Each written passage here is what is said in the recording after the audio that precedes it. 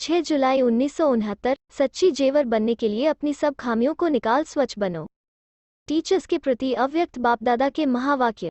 सभी किसकी याद में बैठे हो? एक की याद थी या दो की? जो एक की याद में थे वो हाथ उठाएं, और जो दो की याद में थे वो भी हाथ उठाएं। अब वो दो कौन? अव्यक्त वतनवासी व व्यक्त वतनवासी। आप सब टीचर्स हैं ना? आपके पास कोई जिज्ञासु आवे तो उनको कौन सा ठिकाना देंगे? सबको टीचिंग क्या देंगे? आप टीचर्स हो ना? टीचर्स अपने टीचर का शो निकालते हैं। जिज्ञासु को जिस रीति परवरिश करेंगे और ठिकाना देंगे वो टीचर का शो निकलता है। अगर आप जिज्ञासु को आने से ही अव्यक्त वतन का ठिकाना देंगे जो रास्ता कब देखा ही नहीं तो पहुंचेगा कैसे? पहले एड्रेस कौन सी दी जाती है? आप संग्रहालय में क्या समझाते हो? जिज्ञासु को क्या परिचय देते हो? उनको कौन सा रास्ता कौन सा ठिकाना देते हो? बीज किसने बोया? बीज तो बीज ही है। वो बीज भल सड़ भी जाए तो भी समय पर कुछ न कुछ टालियां आदि निकलती रहती हैं। बरसात पड़ती है तो निकल आता है। आप बीज को भूल जाएंगे तो फिर रास्ता कैसे बताएंगे? बीज कौन सा है? टीचर्स को युक्तियुक्त बोलना चाहिए। छोटे बच्चे तो नहीं होना। छोटे बच्चों को पहले से सिखलाया जाता है।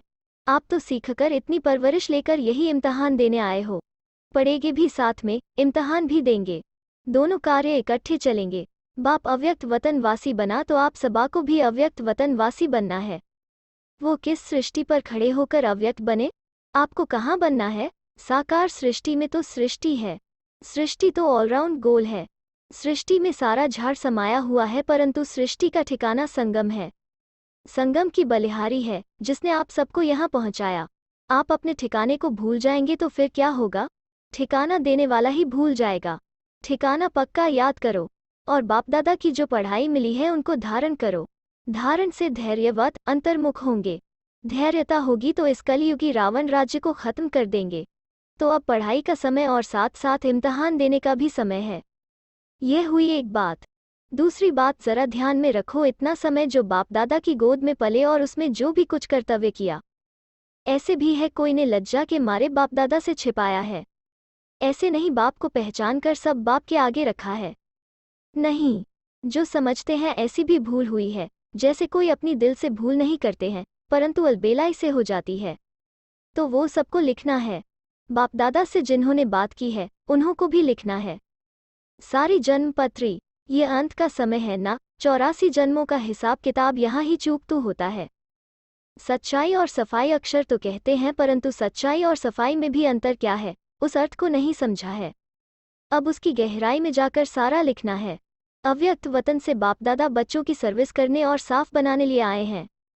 बाप सेवा करते हैं। आप सब बच्चों का शुरू से लेकर अंत तक बाप सेवक है। सेवा करने लिए सदैव तैयार है। बाप को कितना फखुर रहता है, हमारे बच्चे सिरमों हैं, आंखों के सितारे हैं जिन्हों के लिए स्वर्ग स्थापन हो रहा है। उस स्वर्ग के वासी बनाने के लिए तैयार कर रहे हैं। जो समझते हैं हम लक्ष्मी नारायण बनेंगे, इतना लक्ष्य पकड़कर फिर भी गफलत करते रहते हैं, तो इसलिए बाप दादा फिर भी सेवा करने आए हैं। अंतमति सो गति। समय नहीं है, समय बहुत नज़दीक आने वाला है।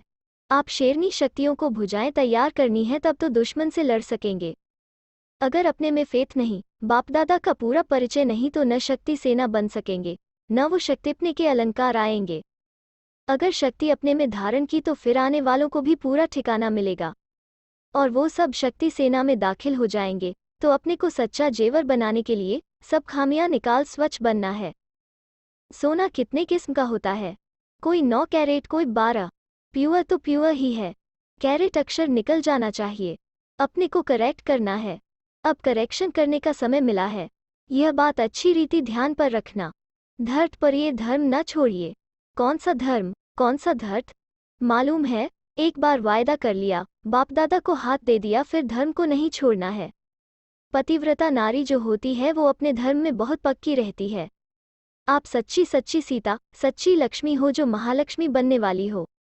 अपने लक्ष्य से अगर उतर गए हो तो फिर जंप मार लक्ष्य पर बैठ जाओ। बाप दादा आप बच्चों की सेवा करने के लिए सेवक बनकर शिक्षा दे रहे हैं। फरमान नहीं करते हैं परंतु शिक्षा देते हैं, क्योंकि बाप टीचर भी है, सतगुरु भी है। अगर बच्चों को फरमान करे और न माने तो वो भी अच्छा नहीं, इसलिए शिक्षा देते हैं। आज फाउंडेशन पड़ता है। छोटे बच्चों को तो टीका लगाया जाता है, उनको रास्ता बताना होता है, क्या करना है, कैसे बनना है। आप सबको रास्ता तो मिल ही गया है। आप औरों को रास्ता बताने निमित्त बने हो। अगर उस रास्ते में कोई गड़बड़ है, अगर मगर है तो वो निकालनी है। अब भी नहीं निकलेगी तो आगे के लिए जो शक्तियों को बल मिला है वो खलास समझो। ऐसा बापदादा को कहाँ कहाँ दिखाई दे रहा है। तब संगठन में सबके दिलों को एक दिल बनाने, पूरा रास्ता बताने लिए आपको बुलाया है। आप सबको खुशी होगी। छोटे छोटे बच्चों को कहाँ फंक्शन आदि पर ले जाना होता है तो बहुत खुशी होती है ना। वहाँ जाएंगे, नया कपड़ा पहनेंगे। आप सबको नया कपड़ा, श्रृंगार आदि कौन सा करना है। एक तरफ सेवक भी बनना है। सेवक अर्थात पतित आत्माओं का उद्धार करना। उस सेवा को कायम रखो। आप सबको आने वाली आत्माओं का कैसे उद्धार करना है, कैसे विघ्नों को हटाना है। तीर में जौहर भरा हुआ होगा तो एक ही बार में पूरा तीर लग जाएगा। उस आत्मा का भी उद्धार हो जाएगा। छोटी छोटी बच्चियां किसका उद्धार करेंगी। कौन सा पहाड़ उठाया है।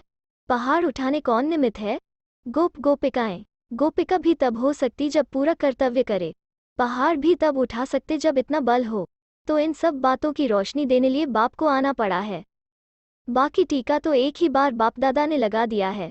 लाल टीका है या चंदन का। लाल टीका है सूरत की शोभा, चंदन है आत्मा की शोभा। तुमको जेवर भी सूरत की शोभा के लिए नहीं पहनने हैं, वस्त्र भी दुनिया को दिखाने लिए नहीं पहनने हैं, परंतु आंतरिक अपने को ऐसा श्रृंगारना है, जेवर ऐसा पहनना है जो लोक पसंद हो व दिल पसंद हो। लोक पसंद है बाहर मुख, दिल पसंद है अंतर्मुख, तो अंतर्मुख होकर अपने को सजाना है। लोक पसंद भाषण किया, खुश किया, परंतु भाषा का जो रहस्य तंत्र है वो एक एक अपनी कर्मेंद्रियों में बस जाए, तभी शोभा हो। कर्तव्य से दैवी गुणों का शो हो। दैवी गुणों का क्लास होता है सजने के लिए। ऐसे ही सच सच कर संगम से पार होना है, फिर अपने घर जाना है। फिर घर से कहाँ जाना है। ससुर घर।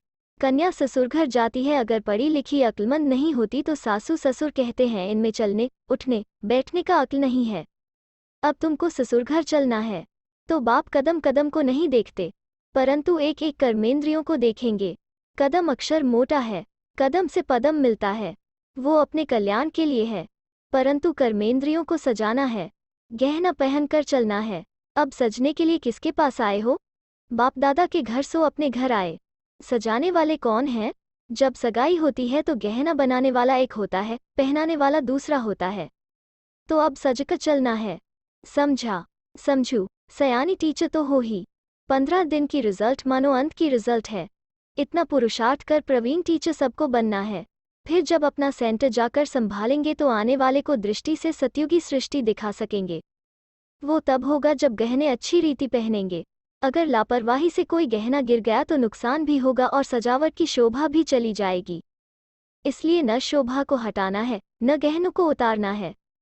बड़ी बात नहीं है, छोटी समझेंगे तो सहज समझ आएगी। अगर कहेंगे बहुत बड़ा ऊंचा ज्ञान है तो कोई नहीं आएगा। कहेंगे 7 दिन में जीवन मुक्ति की प्राप्ति होती है तो लॉटरी लेने सब आएंगे। लॉटरी सब डाल देते हैं, फिर लॉटरी में किसको कुछ मिल जाता है तो नसीब मानते हैं। चांस है, देखें नसीब किसका लगता है। किसको बड़ी लॉटरी मिलती है, किसको छोटी। पेपर लास्ट में होगा, 3 नंबर निकलेंगे। जितना जो पुरुषार्थ करेंगे उतना नंबर मिलेगा। नसीब को बनाना खुद के हाथ में है। तो अब लॉटरी की इंतजार में नहीं रहना, इंतजाम करते रहना। अच्छा, बहुत कुछ खजाना मिला, अब उसको अपने पास जमा करो। और गऊ मिसल उगारना है। आप सब गायें भी हो, गोपियां भी हो। पहाड़ को कैसे उठाना है, गौ बन कैसे उगारना है, यह कर्तव्य इस भट्टी में करना है। बहु रूप धारण कर बहु कर्तव्य बजाना है। भट्टी के अंदर सब अनुभव करना है। जितना पुरुषार्थ करेंगे उतनी रिजल्ट निकलेगी। संपूर्ण अवस्था को प्राप्त करने का लक्ष्य क्या है, साधन क्या है, उसको जानना है। साधन मिल जाएंगे तो लक्ष्य को पकड़ लेंगे। रत्नों की भी परख चाहिए ना, पूरी वैल्यू रखनी है। जेवर की वैल्यू जवाहरी ही परख सकेगा। जिनको परख नहीं उनके पास वैल्यू नहीं रहेगी। परख तब होगी जब जेवर पर पॉलिश हो, चमक हो, तब वैल्यू भी होगी और पहचानने वाले पहचान लेंगे। चमकदार नहीं होगा तो खरीद कौन करेंगे। समझेंगे पता नहीं सच्चा है वह झूठा जेवर है। पैसा भी देवे, जेवर भी काम का न हो, इससे क्या फायदा। तो आप सबकी पूरी सजावट हो जाएगी तो खरीदार भी निकलेंगे और आप वतनवासी बनते जाएंगे। 16 जुलाई 1969